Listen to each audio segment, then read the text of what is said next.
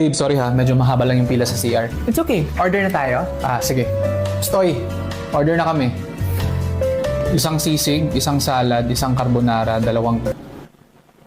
Hindi mo ba isusulat yung order ko? Sige lang po. Magaling naman po ako sa listening skills at saka sa memorization skills. Sige nga, ulitin mo lahat. Babe, Hindi, nagmamagaling eh. lahat po? Sure? Lahat! Sige, kayo bahala.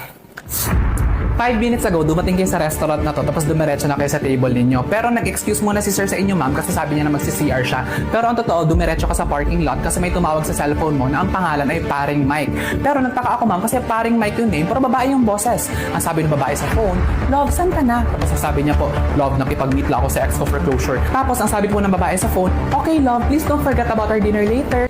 Tapos binaba niya na po yung phone, pumasok siya dito sa restaurant, tinawag niya ako, tapos umorder siya ng isang sisig, isang salad, isang carbonara, at saka dalawang kanin.